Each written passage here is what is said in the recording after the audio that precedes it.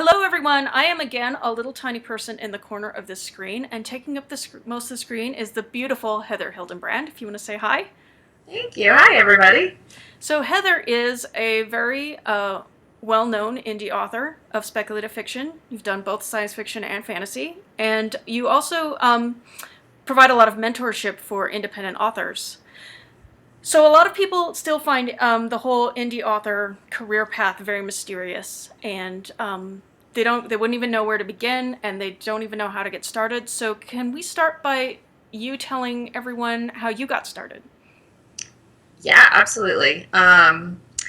So I don't know how cliche my story might sound, but I started writing back in 2010. I actually wrote my first book. I started writing just like as an outlet for some tough things that were happening in my life, and I got sick of journaling because my life was not exciting, so I wrote fiction, and it turned into a book. And I was really lucky. I had a really good friend who was he was a career author. He, New York Times bestselling author, Warren Murphy. He actually, I think he has some sci-fi-ish titles out. He wrote Remo. It's like, I don't know if you read in the 70s, you know what it is, but, and he wrote some screenplays. He co-wrote Lethal Weapon. He's kind of a big deal in the industry. Right. And he knew his way around. And so I kind of like really trusted his advice. And he advised me, I said I have this book, and he's like, don't query it. Well, I had already started querying it and piling my rejections, but he's like, don't do that. Don't get an agent. Don't take your book to New York. And this was coming from a guy who had done that for 30, 40 years by now. Mm-hmm. And he said, don't do that. Go online and find J.A. Konrath has a blog, and go find his blog and read everything on it about self-publishing. Self-publishing is the new thing. And I'm like, I don't even know what you just said to me. Okay. So I went home and I got on this blog, and apparently reading everything he wrote is quite a task. His blog, even back then in 2010, 2011, was massive. If you go check it out now, I'm sure it's like overwhelming, the amount of content that he has there. But he was a huge voice, he still is, for self-publishing. And this was another guy who was coming from the traditional world and proclaiming, don't do that. Don't do that anymore. Self-publish is where it's at. So I did a lot of homework. I read a lot on his blog and others and started paying attention to that side of the publishing world. And just like what people were saying about all this money they were making, and, how it really was more of a freedom-based opportunity. And I like to be the boss. I don't know if I'm a control freak, but I like to be in charge. So that appealed to me, not having to rely on somebody else to make the decisions about my stuff. Which means I made some bad decisions, and my first covers were horrible, But anyway, in the end, that's the choice I made after doing all this research. It just really had a lot more pros than cons, and I thought, I'm just that kind of person. I thought, let's just do it, I'm so glad I did. I made a whole bunch of mistakes, and I definitely fell on my face for the first few months, and then within the year, by the time I had 3 books out, I was making full-time income as a self-published author. And where are you right now? Let's see, that was 2011. So it's 2015, still making full-time income on my books. I have 10 out now. 2 of them I'm actually considered a hybrid author now. Yeah, so that's what we were also going to get into next, but I also mean geographically. Why don't you let people know where you are? Okay, so I live. I started all that in Virginia Beach, and that's where I mostly live, and now I'm sort of commuting, and I live half the year in Guam. Which is where you are now, so... Where I am now. Yeah, so the horror stories of the indie author stuck, in a one-room studio eating beans cold out of the can hasn't really been... It's funny. Warren was my only traditionally published friend, and then I made all these indie friends, and it's so funny because I think there is that mentality or stereotype on that side, but for me that stereotype is writers across the board. It's not limited to traditional or self. But true. The stereotype is that we live single room eating beans, right? I never do that. Right. Yeah, we're conducting this interview, and we're gonna wrap it up in time for Heather to get to the beach, just to sort of put people's. Oh yeah, I live in the future. Yeah. I'm a day ahead of all of you, so Yeah. it's Friday afternoon for me. I'm cutting out. Yeah, you started out fully independent, and your first books, were they the Dirty Blood series? Yeah, werewolves, because Uh-huh. Twilight, werewolves were huge. Yeah. And that's so funny because I thought I was capitalizing on all that, but even now, paranormal's pretty dead in the water. No traditional publishers will even look like a second look at paranormal anything right now for the past couple of years. And my Dirty Blood series still pays my bills every month. Uh-huh. So, as a self-published author, I get to pick what I want to publish, and I get to follow my readership, not what the market says, and that is really cool. Right. And so you've got your werewolves, and then you've also got your clone series. Or what are you? Yeah. And that's the one that's with a publisher now. So I originally self-published it, and then they found me, because that's the other thing that's happening is agents and publishers are now finding their next author from... I hear a lot of my friends joke that the Amazon Top 100 is the new slush pile. Yeah. Because they are specifically looking for performers, books that have already done well by a self-published author, and then they go and they find you. So all my friends that are talking about querying and they want to be traditionally published, that's great. That's awesome. I actually want to be both as well from now on. I think it's smart. But I'm not querying anymore. I'm just, letting my books prove themselves. And that's kind of what happened with that one. I wasn't looking for anything and they found me. And it's been a really cool deal. And so now it's republished with this publisher, with Alloy Entertainment, actually. Right, that's the thing. It's not a typical publisher. It's not who you think of as sort of one of the big five publishers. Yeah, no, this one wasn't for me. And it's funny because, I don't know, hopefully some of you watching this can relate. I didn't know the name Alloy. Mm-hmm. So when they approached me, it just said Alloy Entertainment, and I'd never heard that name because that's the parent company. And so I sort of told them no at first. Right. I was like, Alloy, I've never heard of these people. They must not be a big deal. Right. I'm not giving you my book. Right. I'm making more money now than if I gave you my book. I'm not giving you my book. And so I emailed them and was like, well, I mean, maybe not this series. And I said, no thank you to Imitation. But then I was like, but I do have this other book over here, a book that wasn't selling already. So I was going to sell them this book that wasn't selling already because I've got nothing to lose. Right. And they, chased me for Imitation for a little while. And then I finally Googled them, which, hello, I should have done that at the beginning. And Alloy is the WB.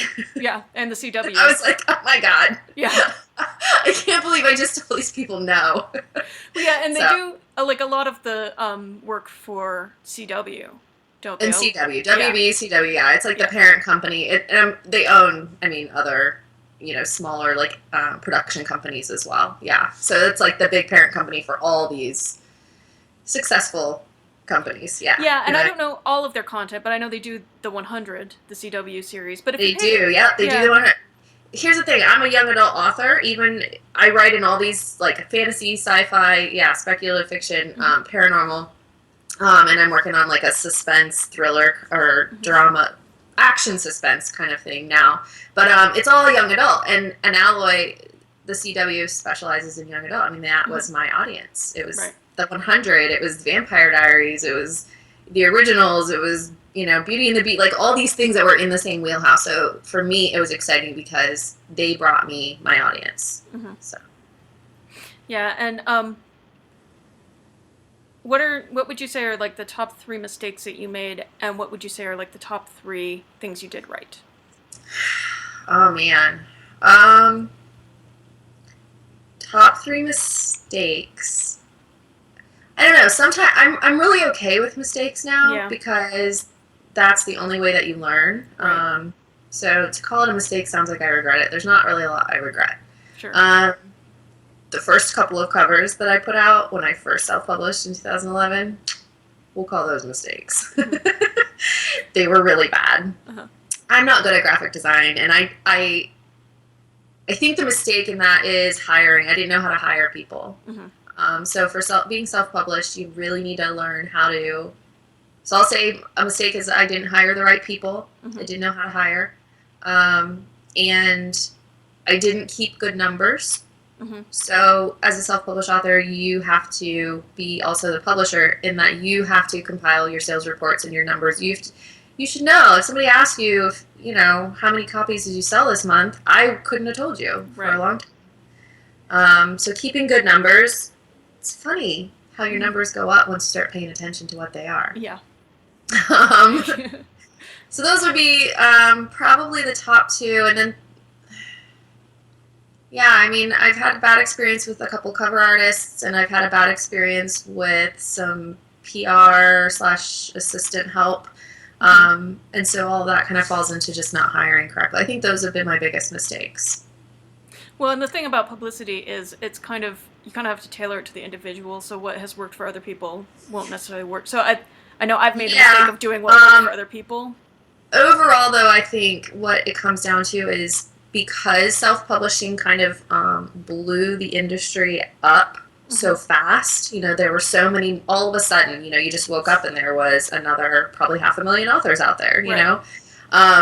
And so because of that, there was this huge demand for vendors, for editors and cover artists and, publicists and assistants. So there was the demand. And so, of course, these people came out of the woodwork and just started putting up shop, okay, I'm an editor, I got an A in English, or, I can do publicity, I know how to post on social media, or I know how to write a press release. And it's not that some of them really do mean well, I gotta say, some of them don't, right? But some of them do, right? And but they really aren't qualified. Right. And it's not even their fault. That's why I said it. The mistake is on me. It's my fault. I needed to learn how to hire correctly. And I think a lot of self-published authors who, because we're artists, we're creative, so we don't get down with the business side as easily. Right. And we don't learn how to hire correctly. Right. So. Well, the fact you're saying it to me, I'm hoping means that I wasn't one of your bad cover design decisions. Oh my God, no! I keep you around. Yeah. I got so lucky with you, Em, because I could just email you and just ask you the dumbest stuff, and you're just like, I'm sure you just look at your screen and smile. No. This girl. Oh no, not at all. No, the funny. But see, I am not a graphic design oriented person in any way. Like, I can't even really look at a graphic and tell you if it's good. I can tell you if I like it, but I'm not always good at telling you if the market will like it necessarily. So I have to hire really well. I have to hire someone like you who, if you're like, what do you want? And I'm like, I don't know. Here's what my book's about. Make it up. Right. I can't even tell you what I want. So you need to be my brain. So. Which is actually kind of the ideal client, because where people will sometimes, another way people screw up with cover designers is if they have a very specific idea about what they want for the cover, but it isn't right for the market. And we have a few of those every now and then. And, so... Yeah, that's true, too. So you still have to hire smart so you can rely on your person. And you need to, if you have somebody who's got... and I'm not so much talking about me, but there are some cover artists who have an incredible track record. If you hire somebody like that, you have to let them do their thing. Right. Sometimes as well. But, so your best decisions, I would say probably going independent is an obvious one for a good decision. Yes. Yeah. Self-publishing in the first place was a good decision. Great decision. And taking the deal with Alloy for Imitation was a great decision because it's going to catapult me even into other opportunities now to stay a hybrid author, which I think is very smart. And then, I don't know. I just hired a new agent. We'll see if that was a good decision. Well, a lot of, what you email, it talks about just going for it. I mean, live your life. I mean, don't hold back. If you have a dream, go for it. And yeah. Try everything. Yeah. In business and life. Yeah. And so, you don't just write your own and publish yourself. You also offer services to people who are looking to get started in indie publishing or who have already started and maybe sort of are floundering. So why don't we talk a little bit about your company there? Sure. Yeah, that gets me really excited. About a year and a half ago, I was, I'm on this like level where I love writing and I love publishing, but also I love that it's passive income. Mm-hmm. Because I make money while I'm sleeping. And I'm determined to find lots of ways to diversify but still continually make passive income. And so I was really like sitting down trying to come up with another idea. I really wanted to diversify and do something else that I love along with my writing. So I was kind of at that place, like, what am I going to do? And I had some other things forming and then, going on. And then I also just sort of found myself, it was one of those where like you wake up and realize this has been happening for months right in front of you and you didn't notice. I found myself giving out a lot of advice to author friends of mine. Right. These were friends that published at the same time as me, and I thought what I was doing was like normal. I thought that making full time. I thought everybody was making full time. Especially if you published the same time as me and you had about as many books as I did, like we looked kind of even going along. And they were like, they would email me or get on the phone and they're like, tell me about this that you just did. Like, tell me everything about it because I don't understand and yada yada. And come to find out, apparently it wasn't normal. And I was just like blown away. Like, really? I thought if I can do this, everybody must be doing this, you know? And then I just started to realize, no, like people wanted to hear what was working for me. So it's kind of a light bulb moment where it all came together. And I actually started I started doing two things. I started doing coaching. I actually opened it up, like, I was like, man, I should make this like a business and just do this. Because I loved it. It would get me so excited to feel like I helped somebody kind of get in, another step in the right direction. So I started coaching, and so I still do that now, actually. And I do it in conjunction with still writing full time. So I'm pretty picky about who I choose to work with. I don't work with too many people at once, but I love it. I love it so much. I love it as much as I love writing. I get off the phone with a client after like a single session where I'm just like, we get on the phone, we talk about what are you doing now, what's working, what's not working, and we just kind of clear all that stuff away and we make like a real plan for them, a strategy. Because so many authors who don't get the business side are doing a lot of things that don't matter. Right. And they think they're super busy and they don't have time for like marketing or anything else, but it's because they're doing a bunch of stuff that doesn't matter. Right.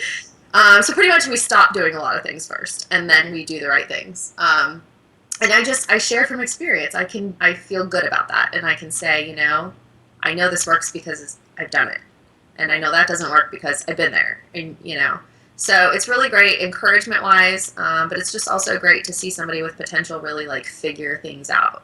So I do that. And then that's kind of led into, got a couple of like home courses and stuff that people can download and do through that. And then the coolest thing about it, though, I think, is the Connective Collective. Mm-hmm. So this started a little over a year ago, and it's totally free, and it always will be. And it was really stemming from all that free advice was all one-on-one. And I thought, if all my author friends could get together in one place and see the struggle is a community struggle, you're not alone and all of that, because writing is so solitary. Mm-hmm. I think it would really help them feel better just to know somebody else is there going through it too. So I started the Connective Collective, and this is like, I don't know, like my baby brainchild. Like, I just really believe in this. Right. It's a conference call. So I didn't want to do video because authors, we don't like to wear like real pants and stuff. Right. So we don't do video. And I was like, I don't want one more group to check somewhere. So it's not a Facebook group. Right. It's just a monthly conference call. Once a month, we meet on the phone and we collaborate, we mastermind, we talk about like what's working, what's not working, what's new. It's really to like plug yourself into your community to stay up on your business and just up your game. Mm-hmm. And that has been like my most favorite thing that I've done with my coaching. So. Yeah. Well, and let's talk a little bit about coaching companies and coaching services in general, because here's another one where there's demand and the supply is somewhat uneven. And like you say, some people have good intentions and some people don't even have good intentions. So there are even scams out there that claim to teach somebody how to succeed in self-publishing. And so what would you what advice would you give for somebody looking at all these different services, aside from using yours, which I can also vouch for? It's excellent. But assuming that wasn't an option, what would you advise people?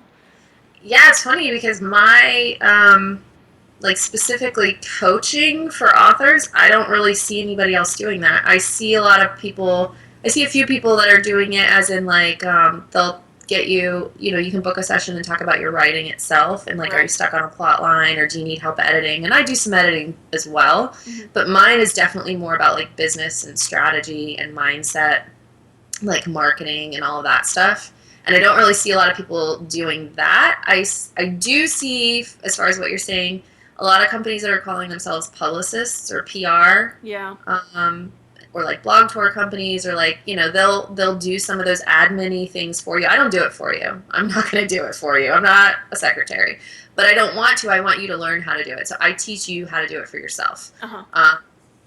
And so they'll say, like they'll do it for you. They'll put together a blog tour, or they'll guarantee you X amount of reviews or whatever. And yeah, you really need to do your homework. That's really about hiring smart. Well, and I think you also nailed it when you said you have to learn to do it yourself, because for a lot of people it's just so appealing to think, I just pay somebody else to do this. It looks like a lot of time and a lot of effort, and I outsource it. But if you don't know how to do it, how do you know they're doing their job? Right. So I always tell my clients, especially new authors, as far as all that goes, I think it's more worth it to pay somebody to teach you how to do it, so that you can be a smart hirer. Like, you can decide if you want to do that. I hate formatting. I know how to, know. Yeah. I hate formatting. Yeah.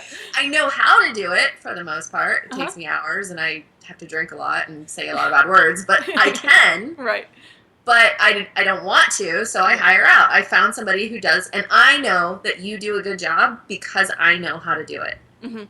If I hired, somebody to run a blog tour for me and I had never put together a blog tour, I don't know. They could charge me $1 bazillion and get me like 2 reviews, and I would think that's awesome because I don't know better. Right.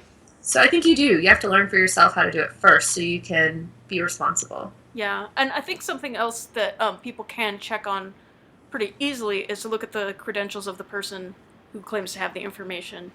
Yeah, and credentials are funny though. Like, I don't ask them for credentials. Right. I kind of like stalk them and go find their clients and kind of go around the back way. Right. Because I don't want official. Because even on my website, there's official praise. Now, I didn't like pay people to say nice things. They legitimately said those things, but I asked them to, hey, can you send me a testimonial to put on my website?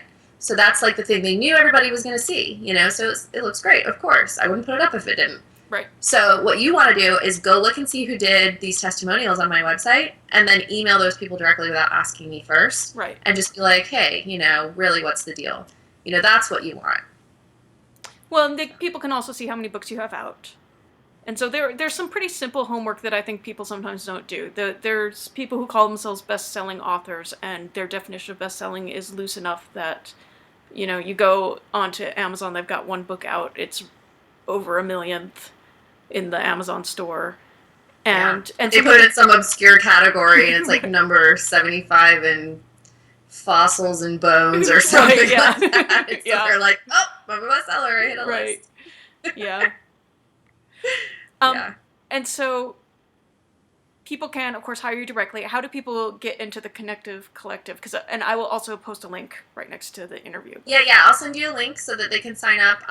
What I do is they subscribe to my newsletter, which I don't spam you. I don't send a lot of stuff. I pretty much just send like your password and your dial-in number to the Connective Collective every month. Right. And then sometimes like a recap email or 2 throughout the month, just to kind of keep you focused. Yeah. So you do it. You subscribe to that. You can unsubscribe anytime, but that's how you get the phone number and the passcode in your email inbox by signing up.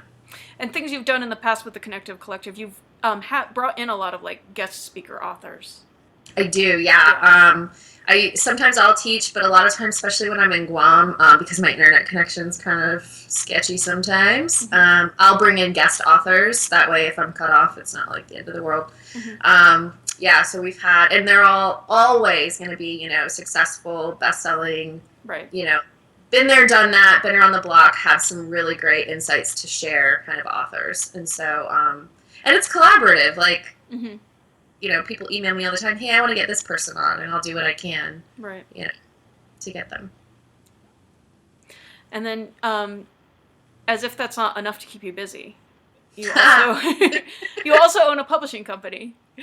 I also co-own a publishing company, yes. Remember that whole passive income thing? Right. So I want to be making money like long after I'm dead. So Right. this is how we're going to do it. So honestly, though, really what it stemmed from is going back to kind of, self-publishing and watching everyone else self-publish, everybody calls it the self-publishing revolution. And it was because everybody could publish. So everybody did. Right. And they didn't know how to hire, and they didn't even want to hire. I met a lot that were like, yeah, I didn't really have the money for an editor, so I just put it up there. Right. Yeah. Okay, and I'm sure you're making money based on just putting it up there, Right. I mean, that sounds cruel, but that's kind of how it is. Like, you really, people are only going to think it's as great as you act like it is. Right. Anyway, so I wanted to, legitimately, I just wanted to help. I just wanted to make the face of self-publishing look better. And then I found that also what kind of like our ideal client was looking for then was a team who could like show them how to do it. So it's kind of the best of both worlds. So it's like they get a publisher, but we're the kind of publisher where you have a lot more creative control and say in your book and your cover and all of that. And we do a lot more toward teaching you how to market your book than any other publisher would do. So that even if you only ever wanted to sign that one book with us, just so you could gain our expertise and then go self-publish for the rest of your life, that's totally fine. That's kind of what we're geared toward. Well, and that's one key way to tell that you're reputable, because here there's a lot of disreputable types trying to take advantage of people. It's all the independent publishers. There are several excellent ones, but there's a ton of not so excellent ones. Not so excellent, yeah. And so why don't we sort of go through the pitfalls here that people often fall into. And one of them is that they want an auto-renewing option on every single thing that you write. Yeah. So traditional contract doesn't typically have an auto-renew. The biggest thing, though, is, which way is the money flowing? If you have to pay them to publish your book, it's not a good idea. Right. That's not it. Right. Don't do it. You should not pay anyone to publish your book. And there are a lot of authors that I'm seeing now that they're stuck in a contract, and they paid to publish, and they thought they were paying for something. So it's not like they were like, oh yeah, I know, I just paid them a bunch of money just to put my book up. Like, they thought that their money included marketing help. Right. And, things like that. And they pay all this money, and the book gets put out, and then the publisher does nothing. Right. And they just feel, so they're just even more discouraged. So there's that whole group of people, and I feel so bad for that. Like, yeah, that would have been worth the money. I'd pay that too if they were going to, like, market it for 5 years, but they're not. Yeah, and get it a starred review in Publishers Weekly and all that kind of stuff. That'd be fantastic. Yeah. So that's the biggest red flag usually with those kinds of companies, that you're, and it's not to like bash a company. I'm just saying those are the red flags where you're probably going to be disappointed. Right. Is what I'm saying. Well, and there's it kind of does break down into the types of company you want to avoid. There are schemers who are just bad people, but there are also naive people who just don't know the business, and those are sometimes more dangerous because they are genuinely nice, and you talk to them, and they are just, so warm, and so their heart's in the right place. They just don't have the skills.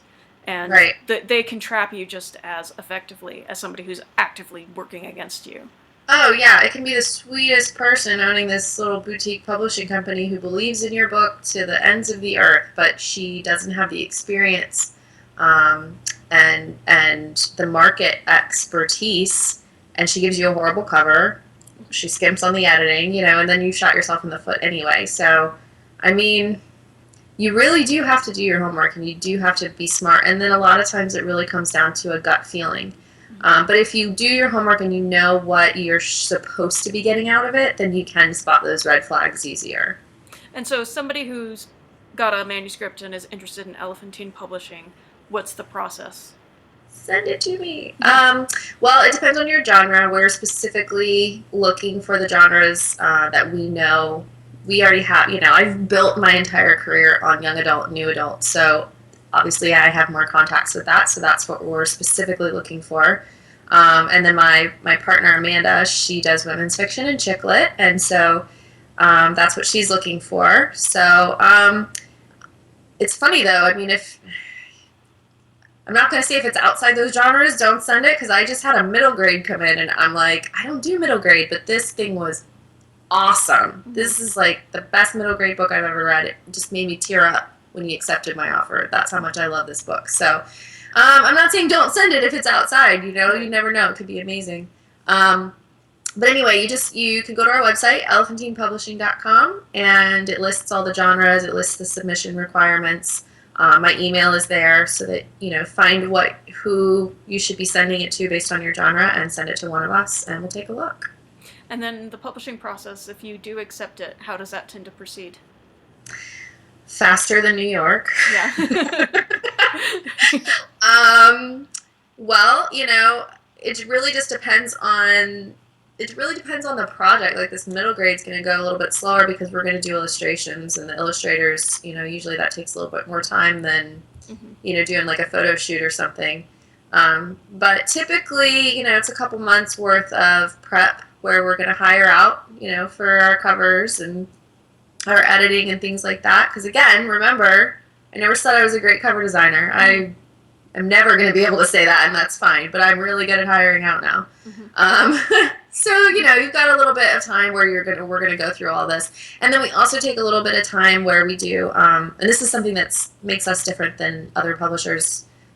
We set up a time to meet with you, usually via conference call or Skype, where you get a full marketing training, where we're like, this is how Blog Tour runs. This is what you're going to be required to do. We're going to help you put your first one together, but then these are all the things that go into something like that. So now you know for the future. And we coach you on social media, what to set up, which sites to be on based on what genre you write, where your audience is, what kinds of things to talk about on social media. We really go a little bit more, a lot more in detail than another publisher might, just to advise you so that you can make this a success for yourself when the time comes. And a lot of people, I think, are under the misconception that if you go with one of the big 5 publishers out of New York, that you don't have to worry about this kind of thing. What's been your experience? Yeah, it's not true. I feel so bad when they say that. I'm like, oh, honey, I hope that's not why you signed. No, I took the Alloy deal. They're not a traditional publisher, but they're not indie, okay? They're a little bit different. But they're corporate. I took that deal, and I do plan on securing a traditional publishing deal, meaning one of the big 5 bookstores, all of that. Because it is a different circulation of readers that you're going to be able to reach. Yes. So that's smart. For that reason, people who read indie digital Kindle books are, different than the bookstore shoppers. And so I'm reaching different people. And that's my strategy for wanting to do that. It's not because I think that it's going to be less work for me, because it's not. You still have to do all your marketing, all of that, social media, being present online. You still are responsible for doing all of that, no matter who publishes you. It's something that seems to be said over and over, and yet it often still doesn't seem to penetrate. I think a lot of people are afraid of self-publishing because you and I can certainly affirm this, that if you just throw it out there, it will sink like a stone, and it won't really move at all. But I think what people don't necessarily realize is that publishers don't necessarily do a heck of a lot more than that. They're careful about who they pick, and they have their distribution deal.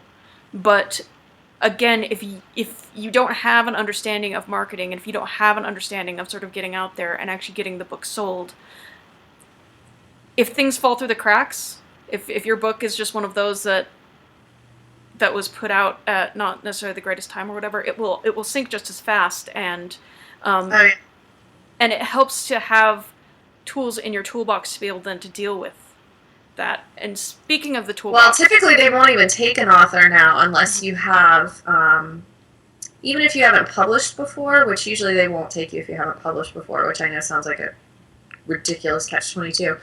But they specifically, you have to have a platform already. You have to be on social media and have a following already. They want that already built in. Right. For that reason. They don't want to have to teach you how to do it. Well, and so a lot of Blackgate readers are part of the small pool that are still, they'll be on first name bases with editors and things like that, and so they will still have a shot at a publishing deal without necessarily having been published before or without a sales track record. But I don't think they will necessarily realize how in the minority they are, and how many deals get put together these days with people who already do have that sales track record. And it isn't even necessarily the sales track record that gives them the advantage. It's the skill set that they built getting the sales track record. And just being willing to do the work, to do the marketing. If they don't see that you're willing to do your part, then they're certainly not going to be as motivated to do theirs, however big or small it is. So even if they are coming at you, okay, for my Alloy deal, this is a new label that we're going under. Alloy's now publishing publishing books under a label called Powered by Amazon. It's a partnership they have with Amazon, where Amazon gets a cut. I don't know what it is because my contract's with Alloy, but Amazon gets a cut, and in exchange, Amazon agrees to market the books.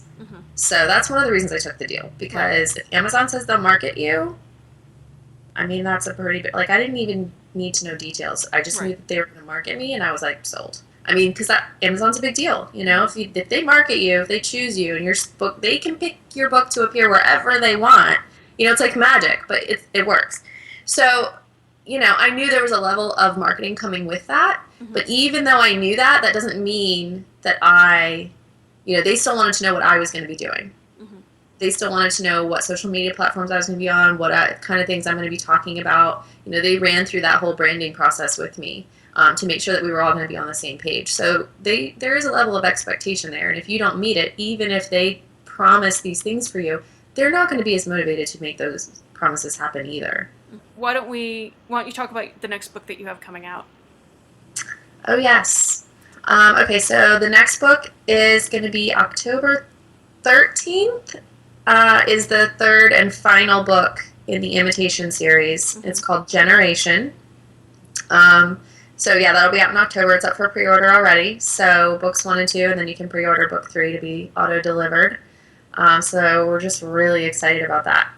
I've got a couple of other projects happening, but I don't have an exact date on them yet. So that's the next thing. And then do you even give the elevator pitch for the Imitation series? Oh, yeah. Okay, so Imitation is about a clone who is made to go in and pretend to be her authentic. She is an imitation of someone. And she's made to go in and pretend to be this girl because someone is trying to kill her. And the humans have decided, authentics are way too good to be able to be hurt. So they bring in their imitations to pretend to be them, and they kind of take the hit when it's necessary. It's set in a world where only the rich and powerful even know imitations exist or are for sale. The rest of the population sort of has no idea. And so she's working to free them, and she's working against the most powerful people in the world, basically. So it's just really a long shot even from the beginning. It is about clones, and it is sci-fi. I pretty much don't really explain any of that. It's about a girl and a hot guy on a motorcycle. Right. That's kind of the sci-fi I write. There's a lot of great sci-fi that makes use of those. It's light sci-fi. And so there's 3 books in the series. So what happened to The Girl Who Wasn't? Did that end up getting unpublished? Yeah, that was a new adult version of Imitation, and when I sold it to Alloy, they asked for me to unpublish that version, and which I did. So that's gone. And then what about A Bet Worth Making? Do you know when that will be out? A Bet Worth Making is a new adult contemporary, and that will be out by the end of this year. It's a sequel to A Risk Worth Taking, which is already out. But I don't have a release date for Bet yet. I just know it'll be by the end of the year. So you can follow me, or you can even follow Emily, because she's doing the cover. Right. We'll let you know when we figure it out. So to get sort of all your work covered, you've got your Dirty Blood series. Yeah. You've got your Dirty Imitation Blood series series. is complete. Yeah, the last book just came out in March, so that's a complete series now. The Imitation series, A Risk Worth Taking, that sequel will be out the end of this year. And Across the Galaxy, which is a fantasy aliens. That was my first book. Okay. And I think that's it. Okay. Thank you so much. Thank you guys so much for having me. It's been a pleasure.